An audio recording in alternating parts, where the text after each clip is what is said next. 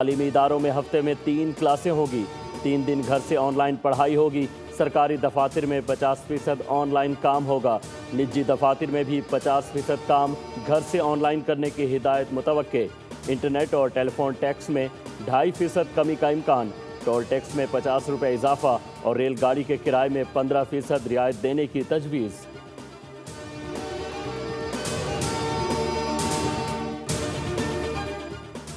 وزیراعظم کا پیٹرولیم مصنوعات کی قیمتیں برقرار رکھنے کا اعلان، اضافے کی درخواست مسترد۔ قوم سے خطاب میں کہا کہ پیٹرول پر 95 اور ڈیزل پر 203 روپے اضافہ کرنے کی تجویز دی گئی تھی۔ اضافہ نہ کرنے سے اس ہفتے حکومت پر مزید 56 ارب روپے کا اضافی بوجھ برداشت کیا جائے گا۔ حکومت نے مسلسل 3 ہفتے 1 کھرب 25 ارب کا تاریخی بوجھ برداشت کیا۔ شہباز شریف کا دعویٰ، کہا کہ حکومت نے محدود وسائل کے باوجود اقدامات سے مہنگائی کے طوفان کو روکے رکھا۔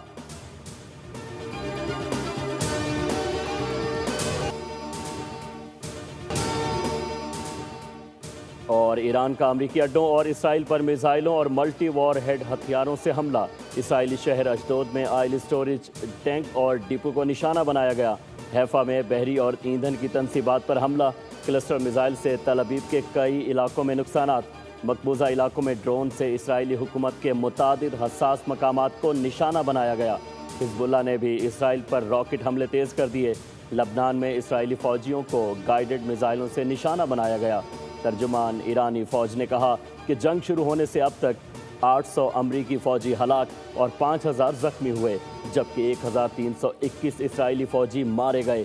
جنگ میں 17 امریکی اڈے تباہ کیے۔ بدلتے عالمی منظرنامے میں محفوظ اور مضبوط پاکستان سرمایہ کاری اور عالمی تجارت کے لیے پرکشش منزل۔ نیٹ سیکیورٹی اسٹیبلائزرز کے ساتھ پاکستان دنیا بھر کے لیے تجارتی ہب بن گیا۔ کراچی پورٹ، پورٹ قاسم اور گوادر پورٹ سمیت پاکستانی بندرگاہوں پر سرگرمیوں میں تاریخی اضافہ ریکارڈ۔ دی پاکستان انڈیکس کے مطابق گزشتہ 24 دنوں میں کراچی پورٹ پر ٹرانس شپمنٹ میں زبردست اضافہ ہوا، جو پورے سال کے برابر ہے۔ کراچی پورے پورٹ پر سال 2025 میں تقریباً 8300 کنٹینرز لگے، جبکہ صرف 24 دنوں میں 8313 کنٹینرز کے برابر مال پہنچا۔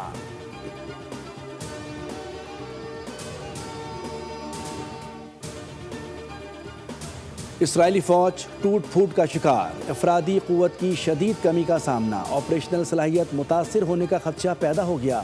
اعلیٰ عسکری قیادت نے خبردار کر دیا کہ اگر فوری اقدامات نہ کیے گئے تو فوج خود ہی بکھر جائے گی، جو خطرناک ہوگا۔ اسرائیلی فوج کے سربراہ نے کہا ہے کہ جاری لڑائی کے باعث فوج پر دباؤ بڑھتا جا رہا ہے۔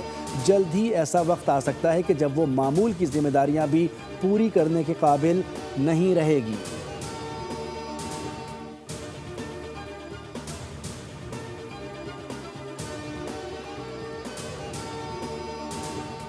پاکستان سپر لیگ 11 ایڈیشن کے دوسرے میچ میں کراچی کنگز نے کوئٹہ گلیڈیٹرز کو 14 رنز سے شکست دے دی۔ کراچی کنگز کے 182 رنز کے ہدف کے تعاقب میں گلیڈیٹرز کی ٹیم مقررہ اوورز میں 7 وکٹوں کے نقصان پر 167 رنز بنا سکی۔ English all rounder Moeen Ali نے 29 گیندوں پر 4 چوکوں اور 3 چھکوں کی مدد سے 48 رنز ناٹ آؤٹ بنائے۔ کپتان ڈیوڈ وارنر نے 35 اور مرزا سعد بیگ نے 30 رنز کی اننگ کھیلی۔ کوئٹہ کے اوپنر سعود شکیل اور شامل حسین نے 79 رنز کا اچھا آغاز فراہم کیا۔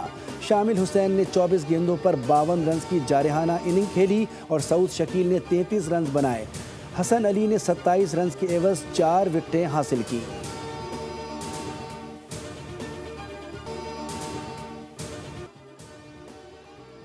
امریکی نمائندہ خصوصی برائے مشرق وسطیٰ اسٹیو وکٹوف کا امریکی کابینہ میں پاکستان کی کامیاب سفارتکاری کا اعتراف۔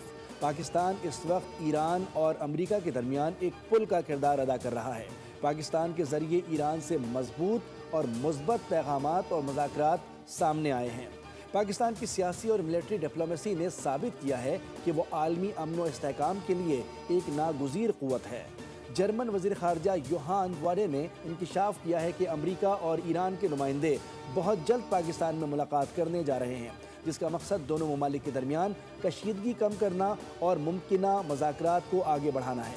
براہ راست ملاقات کی تیاریاں مکمل کر دی گئی ہیں اور یہ اہم ملاقات پاکستان میں متوقع ہے۔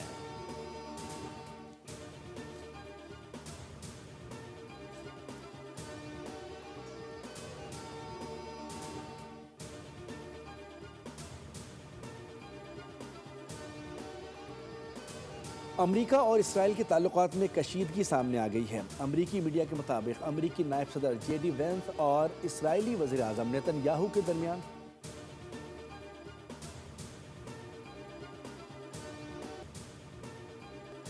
امریکی صدر کا ایران کی توانائی تنصیبات پر حملے 10 دن کے لیے معطل کرنے کا اعلان۔ کہا کہ فیک نیوز کے برعکس ایران سے بات چیت جاری ہے اور ایرانی توانائی تنصیبات پر حملوں کی ڈیڈ لائن 6 اپریل تک بڑھا رہا ہوں۔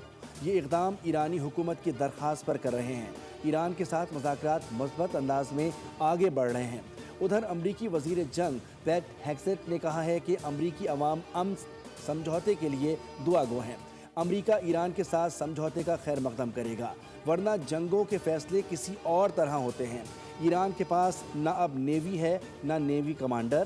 امریکہ ایران کی فوجی صلاحیتیں ختم کر کے یقینی بنانا چاہتا ہے کہ ایران ایٹمی ہتھیار حاصل نہ کر سکے۔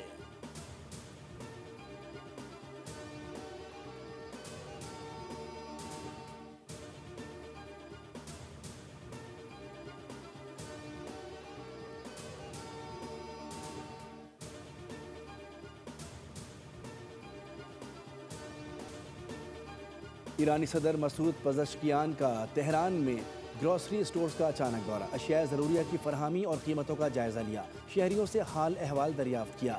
شہری صدر مسعود پزشکیان کے ساتھ تصاویر بنواتے رہے۔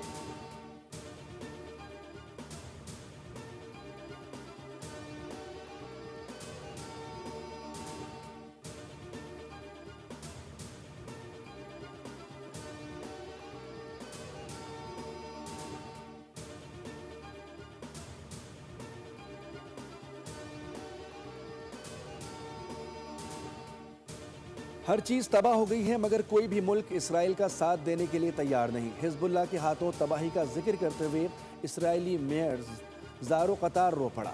کہا حزب اللہ جیت گئی۔ غصے میں بھرے اسرائیلی میئر نے حقیقت ظاہر کر دی۔ میئر کا مغربی ممالک کو پیغام، کہا کہ تسلیم کرو کہ تم اس صورتحال سے نمٹ نہیں سکتے۔ اسرائیل کا ایک شہر صفحہ ہستی سے مٹ چکا ہے۔ کیرات سمونا کے میئر نے بھی حکومت کو سخت تنقید کا نشانہ بناتے ہوئے کہا کہ شہر تیزی سے خالی ہو رہا ہے۔